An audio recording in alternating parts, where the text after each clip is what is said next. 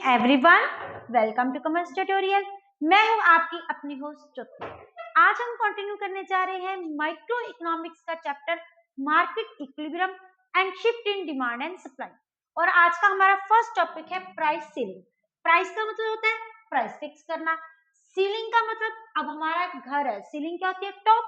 Top का मतलब journal sense में एक लर्न करने का method maximum means maximum price fix करना।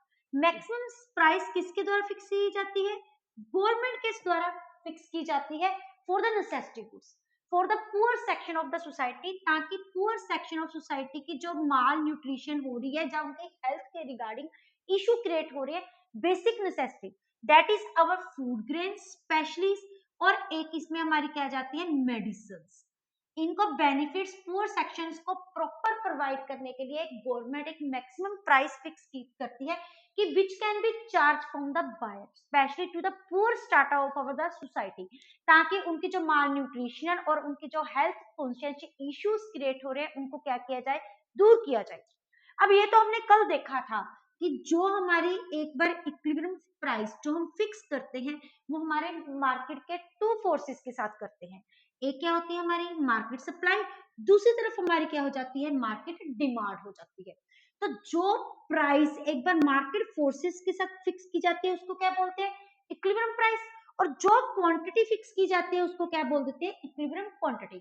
लेकिन यहाँ पे पहुंचने के बाद अगर गवर्नमेंट को लगे कि ये प्राइस जो हमने फिक्स हुई है मार्केट फोर्सेस से ये बहुत ज्यादा है और पुअर सेक्शन ऑफ सोसाइटी इनको पे नहीं कर सकते, तो वो क्या करते हैं? इक्विलिब्रियम प्राइस से कम प्राइस से क्या करते हैं? फिक्स करते हैं। For which purpose? For the price ceiling. होती है जरूर मैक्सिमम प्राइस है कि जो कि गवर्नमेंट की रिकमेंडेशन की वजह से हमें बाहर से चार्ज कर सकते हैं, लेकिन ये इक्विलिब्रियम लेवल से क्या होती है? कम होती है, ताकि पुअर सेक्शन इसको पे कर सके। अब ये जो सिचुएशन है, इस सिचुएशन में अगर हम ध्यान से देखें तो हमारे पास एमएस जो ए पॉइंट है वो किसके ऊपर है? हमारी मार्केट सप्लाई के ऊपर है। अगर हम बी पॉइंट देखें तो क्या है? वो किसके ऊपर है? हमारी डिमांड के ऊपर है। इट मींस ये हमारे पास क्या है? अवेलेबल सप्लाई, और ये हमारे पास अवेलेबल क्या है? डिमांड है। इट मीन्स ये वो कंडीशन है जिसमें डिमांड किससे ज्यादा हो जाती है? सप्लाई से ज्यादा हो जाती है। तो इस कंडीशन को हम क्या बोलते हैं? एक्सेस डिमांड बोलते हैं। क्या? In other words we can say कि कम प्राइस फिक्स करने के बावजूद भी जो पुअर सेक्शंस होते हैं, जो वीक सेक्शन ऑफ हमारी सोसाइटी होते हैं, उनको इन प्राइस को कम करने के बाद भी उनकी डिमांड इसके अकॉर्डिंग सेटिस्फाई नहीं की जा सकती। अभी भी उनकी जो डिमांड होती है इन प्रोडक्ट्स की ज्यादा होती है, लेकिन एज कंपेरेटिव जो सप्लाई होती है वो क्या होती है? बहुत ज्यादा कम होती है। तो इसके कुछ ना कुछ हमारे यहाँ पे क्या होते हैं? साइड इफेक्ट पड़ते हैं।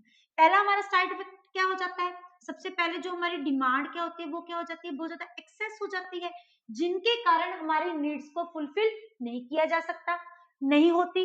अगर हमारी डिमांड ज्यादा होती है तो इस मीन्स क्या हो जाती है? प्रोडक्ट्स की क्या हो जाती है? शॉर्टेज हो जाती है। अगर प्रोडक्ट की शॉर्टेज होती है तो नेट इफेक्ट क्या किस पे पड़ता है? हमारी ब्लैक मार्केट।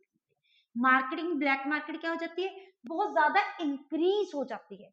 अब अगर हम देखेंगे कि ब्लैक मार्केट अगर इंक्रीज हो रही है तो जो प्रोडक्ट है ब्लैक मार्केट में क्या होता है? जो प्रोडक्ट है वो किस प्राइस पे सेल होते हैं? बहुत ज्यादा हाई प्राइस पे सेल होते हैं। जैसे कि हम विंटर्स में देखते हैं कि जो सिलेंडर है, सिलेंडर के एकदम से डिमांड क्या हो जाती है? बहुत ज्यादा बढ़ जाती है, और कई बार हमें लाइन्स में भी लगना पड़ता है उनको परचेज करने के लिए। और कई बार मार्केट में अवेलेबल सिलेंडर जो 5 या 600 का होता है वो हमें कितने का मिलता है? 9 या 1000 का मिलता है, due to this black marketing. अगर ब्लैक मार्केटिंग होगी, नेट इफेक्ट किस पे पड़ेगा? कि हमारे यहाँ पे करप्शन बहुत ज्यादा क्या होगी? इंक्रीज होगी। इन्हीं ड्रॉबैक्स के कारण गवर्नमेंट ने प्राइस सीलिंग में दो मेथड्स निकाले। फर्स्ट मेथड कौन सा है? Ration method. राशन शॉप्स के साथ ये रिलेटेड होता है। ये तो हम जानते हैं कि जो पुअर पीपल है उनके लिए क्या होता है? राशन कार्ड बना होता है। वो राशन कार्ड किस कलर का होता है? ब्लू कलर का होता है, जो कि सिर्फ पुअर लोगों को ही प्रोवाइड किया जाता है। रिच क्लास इसका बेनिफिट नहीं उठा सकती होती। और जिसमें क्या फिक्स किया जाता है? एक फिक्स क्वांटिटी, एक फिक्स्ड प्राइस। पुअर लोगों को जितने भी फूड ग्रेन्स होते हैं, कोई व्हीट हो गया, कोई दाल होगी, कोई मेज होगी, कोई पल्सेस होगी, मंथली हर मंथली की ये स्कीम प्रोवाइड की जाती है।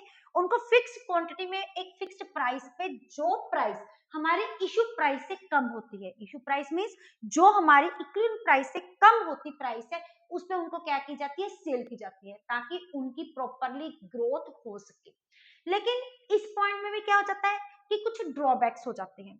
वो ड्रॉबैक्स हमारे क्या होते हैं राशनिंग के? फर्स्ट तो क्या हो जाता है कि जो प्रोडक्ट प्रोवाइड किए जाते हैं पुअर सेक्शन को, वो कौन सी क्वालिटी के होते हैं, हमारी पुअर क्वालिटी के होते हैं। प्लस उनको लेने के लिए बहुत बहुत लंबी क्या किसमें लगना पड़ता है, क्यू में लगना पड़ता है। कई बार तो 2-3 दिन खड़े होके भी पुअर वहां पे लोगों की टर्न नहीं आती, जिनका उनका हेल्थ पे भी क्या पड़ जाता है, नेगेटिव इफेक्ट पड़ जाता है। और फिर भी अगर उनकी डिमांड, इसमें क्या होता है, एक फिक्स्ड कोटा फिक्स किया जाता है कि इस क्वांटिटी, जैसे जो व्हीट है उनको 5 केजी मिलेगी, जो फ्लोर है उनको 5 केजी मिलेगा, जो दाल है उनको 2 केजी मिलेगा। एक फिक्स क्या कर जाती है, क्वांटिटी फिक्स कर दी जाती है, जिसके कारण कई बार उनकी डिमांड क्या फुलफिल नहीं होती, उनकी फैमिली के लिए वो जो क्वांटिटी सफिशिएंट नहीं होती, जिनके कारण क्या इंक्रीज हो जाती है, फिर से ब्लैक मार्केटिंग इंक्रीज हो जाती है। ये क्या है, राशनिंग सिस्टम में कुछ ड्रॉबैक्स है। फिर गवर्नमेंट ने इन ड्रॉबैक्स को देखते हुए उसने एक आजकल रिसेंट एक नया स्कीम निकाली है, डेट इज डायरेक्ट बेनिफिट्स में, जिसको किसके साथ डिनोट किया जाता है, डीबीटी के साथ भी डिनोट किया जाता है। मीन्स जब भी गवर्नमेंट इसको प्रोवाइड करेगी बेनिफिट्स पुअर सेक्शंस, वो किसी शॉप के थ्रू नहीं करेगी, जहां पे उनको लॉन्ग क्यू में जाके नहीं खड़ा होना पड़ेगा। उनको डायरेक्ट बेनिफिट्स प्रोवाइड किया जाएगा, but from the government to direct the public को प्रोवाइड किया जाएगा, जिसमें क्या है, इनको फाइनेंशियल असिस्टेंस दी जाएगी, financial assistance in the terms of monetary system, पैसे की हेल्प प्रोवाइड की जाएगी in the form of subsidy. अगर कोई प्रोडक्ट मार्केट में 1000 का है, तो वही प्रोडक्ट उनको किसी भी शॉप में, वो डायरेक्ट बेनिफिट स्कीम के अंडर, वो अपना कार्ड उनको शो करके वो प्रोडक्ट उनको 700 में प्रोवाइड किया जाएगा। मींस 300 की उनको क्या दी जाएगी, सब्सिडी जाएगी, under the method direct benefit scheme. ये तो हमारा कहता है प्राइस सीलिंग। सीलिंग का मतलब क्या होता है, मैक्सिमम भी, मैक्सिमम प्राइस चार्ज तो किया जाता है, लेकिन वो क्या किया जाता है, it becomes to lower than the equilibrium price, जिसके कारण हमारी क्या होती है, सप्लाई कम होती है और डिमांड क्या होती है, ज्यादा होती है। तो ये कंडीशन कौन सी हो जाती है, एक्सेस डिमांड की। नेक्स्ट हमारा पॉइंट है प्राइस फ्लोर। जैसे हमारा प्राइस सीलिंग है, वैसे क्या है फ्लोर। अब फ्लोर का मतलब क्या होता है, हमारा नीचे वाला फ्लोर। तो ये कौन सी प्राइस हो जाती है, मिनिमम प्राइस होती है। मिनिमम प्राइस मतलब प्राइस फिक्स करना, प्राइस उसमें भी फिक्स की जाती है, प्राइस इसमें भी फिक्स की जाती है। सीलिंग में मैक्सिमम प्राइस फिक्स की जाती है, लेकिन फ्लोर में कौन सी प्राइस फिक्स की जाती है, मिनिमम प्राइस फिक्स की जाती है।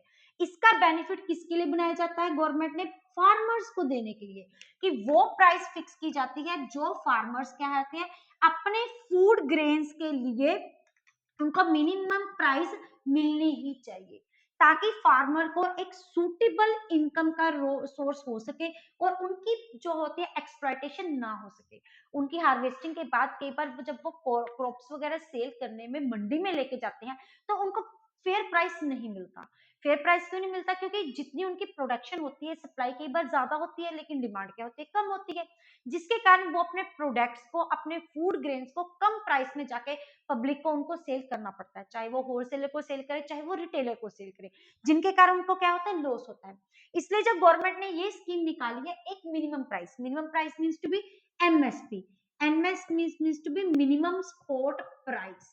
भी ये प्राइस तो उनको अपने प्रोडक्ट के लिए मिले ही मिलेगी, कोई भी फार्मर इस प्राइस से कम अपने प्रोडक्ट, अपने प्रोड्यूस को सेल नहीं करेगा जाके मंडी में। अगर उनको कोई सोर्स अच्छा उसके रिगार्डिंग सेलर नहीं मिलता जो उनके प्रोडक्ट को परचेज कर सके, तो ये कौन परचेज करेगा, गवर्नमेंट परचेज करती है। गवर्नमेंट क्या करती है, उनकी ये सफिशिएंसी होती है कि they will purchase it themselves. अगर इसको एक छोटे से हम डायग्राम के साथ समझते हैं, तो सबसे पहले सेम वे से प्राइस किस फोर्सेस के साथ फिक्स की जाती है, मार्केट फोर्सेस के साथ, जो को हमारे टू टाइप्स ऑफ फोर्सेस होते हैं, एक होते हैं मार्केट सप्लाई, दूसरी हमारी क्या हो जाती है, मार्केट डिमांड। और जहां पे इनका इक्विलिब्रियम पॉइंट होता है, वो हमारी क्या होती है, प्राइस, ये क्या होती है, क्वांटिटी। अब यहाँ पे ध्यान रखने की बात है, जब हमने ऊपर देखा था मैक्सिमम प्राइस थी, लेकिन वो फिक्स की जा रही थी इक्विलिब्रियम से कम प्राइस पे, लेकिन इसमें क्या है, मिनिमम प्राइस है। तो ये प्राइस क्या है, granted profit to the farmer, और ये प्राइस फिक्स की जाती है हायर देन द हमारी नॉर्मल इक्विलिब्रियम प्राइस। ये इन दोनों में इनडायरेक्ट रिलेशनशिप है। याद करने का मेथड, सीलिंग का मतलब क्या होता है ऊपर, तो वो कौन सी होगी मैक्सिमम प्राइस, तो ये कम किससे होगी इक्विलिब्रियम प्राइस से। दूसरी तरफ फ्लोर का मतलब क्या होता है मिनिमम, लेकिन ये जो प्राइस फिक्स की जाएगी वो इक्विलिब्रियम पॉइंट से क्या की जाएगी ज्यादा फिक्स की जाएगी। अगर हम इसको देखें तो हमारे जो यहाँ पे ए और बी पॉइंट है, जो ए पॉइंट है वो किस पे है हमारी डिमांड पे, मींस ये किसको रिफ्लेक्ट कर रहा है हमारी डिमांड को। दूसरी तरफ से जो हमारा बी पॉइंट है वो किस पे हमारी सप्लाई पे, वो किसको रिफ्लेक्ट कर रहा है हमारी सप्लाई को। मींस ये वो कंडीशन है जिसमें जो हमारी सप्लाई है वो किससे ग्रेटर है, डिमांड से ज्यादा ग्रेटर है, जिस करके इसको कौन सी हम कंडीशन मानते हैं, that is known to be the excess supply. Excess supply की ये क्या बन जाती है हमारे पास कंडीशन बन जाती है। लेकिन इसके भी क्या होते हैं कुछ, इसके कारण जब भी गवर्नमेंट इनको परचेज करती है, अगर फार्मर को कोई भी सूटेबल सेलर नहीं मिलता तो ये किसको परचेज करनी पड़ेगी, गवर्नमेंट को। अगर गवर्नमेंट इसको परचेज करती है तो इसको कहाँ पे, उसके पास कौन सा स्टॉक बच जाता है, बफर स्टॉक। और बफर स्टॉक का मतलब होता है वो स्टॉक जो अभी मार्केट में रेडी नहीं है सेल करने के लिए, क्योंकि उनको पर्टिकुलर सेलर नहीं मिला। तो जो एक्सेस स्टॉक है वो कहाँ पे स्टोर करके रखते हैं, हमारे वेयर हाउस में स्टोर करके रखते हैं। वेयर हाउस में स्टोर करने के बाद ये through the help of PDS system, PDS में system means to be public distribution system, it is known to be public distribution system. इस सिस्टम के रिगार्डिंग पुअर सेक्शन को इसका बेनिफिट दिया जाता है। एक मार्केट प्राइस से कम प्राइस पे ये पुअर सेक्शन को क्या किए जाते हैं, सेल आउट किए जाते हैं इनके रिगार्डिंग प्रोडक्ट्स, फूड ग्रेन्स जितने भी दाल आटा पल्सेस होती हैं, इनकी हेल्प से ये क्या बन जाता है फंक्शनिंग। एक फिर ये बफर स्टॉक का बेनिफिट भी किसको उठाया जाता है, poor section of the society उठाया जाता है। लेकिन इसके भी कुछ हमारे पास ड्रॉबैक्स हो जाते हैं। फर्स्ट क्या हो जाती है, जो सप्लाई हो जाती है वो क्या हो जाती है, एक्सेस हो जाती है। अगर सप्लाई एक्सेस हो जाएगी तो कौन सा स्टॉक बच जाएगा हमारे पास, बफर स्टॉक बच जाएगा। अगर अब उसको कहाँ पे हमें जाके स्टोर करना पड़ेगा, वेयर हाउस, तो नहीं उनको एक कौन सी फैसिलिटी हायर करनी पड़ती है, वेयर हाउस फैसिलिटी हायर करनी पड़ती है, जिसके कारण प्रोडक्ट की फूड ग्रेन्स की स्टोरेज कॉस्ट क्या हो जाती है, इंक्रीज हो जाती है।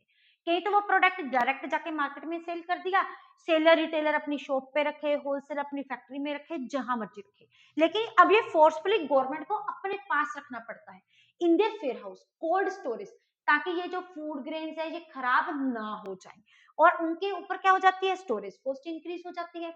लेकिन यही बस एक इस सिस्टम का क्या बन जाता है, ड्रॉबैक्स बन जाता है कि कॉस्ट टू मच हाई हो जाती है, क्योंकि गवर्नमेंट को एक पर्सन ढूंढना पड़ता है सेलर जो उन प्रोडक्ट्स के लिए अच्छा मिल सके। अगर नहीं मिलता तो पीडीएस सिस्टम के थ्रू ये किसके लिए सेल दिया कर दिया जाता है, हमारे पुअर सेक्शन ऑफ सोसाइटी के बेनिफिट्स के लिए यूज किया जाता है।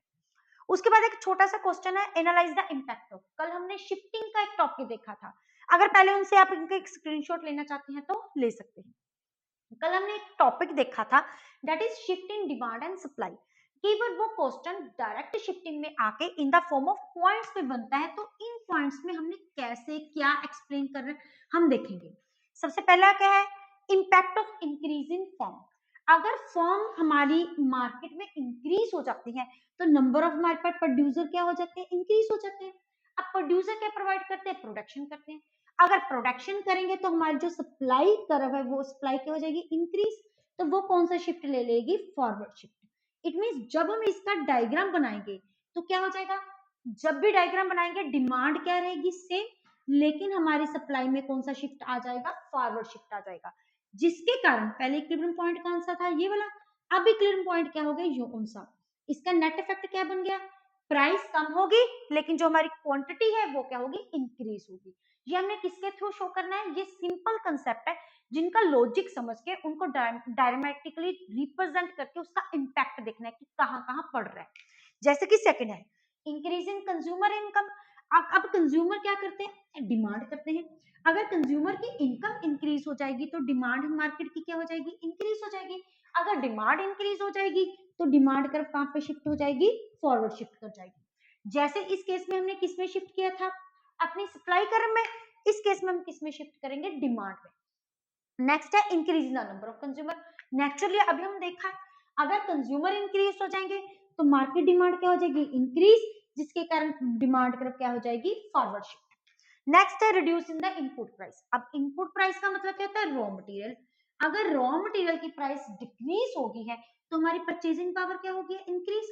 अब जो रॉ मटेरियल अब पहले हमें 100 रुपीज का मिल रहा था, अब कितने रुपीज का मिल रहा है, 30 या 40 रुपीज का, जिसके कारण हमारी परचेजिंग पावर क्या होगी, इंक्रीज होगी। नेट इफेक्ट, रियल इनकम हमारी क्या हो चुकी है, इंक्रीज हो चुकी है। अगर रियल इनकम इंक्रीज हो चुकी है तो हमारी डिमांड क्या हो जाएगी, इंक्रीज हो जाएगी। अगर डिमांड इंक्रीज हो जाएगी तो उसमें कौन सा शिफ्ट आ जाएगा, हमारा फॉरवर्ड शिफ्ट। अब इनको आप एक डायग्राम की हेल्प से बना के, जो हमने कल डिस्कस किए थे, आप ये कर सकते हो। इसी के साथ हमारा ये चैप्टर कंप्लीट होता है। चैप्टर के कंप्लीट होने के साथ हमारी माइक्रो इकोनॉमिक्स भी कंप्लीट होती है। अगर आप इनका स्क्रीनशॉट लेना चाहते हैं तो ले सकते हैं। From the next session we will start our statistics. Video अच्छी लगे इसको लाइक करें, ज्यादा से ज्यादा शेयर करें, चैनल को सब्सक्राइब करना ना भूलें। Thank you, have a nice day.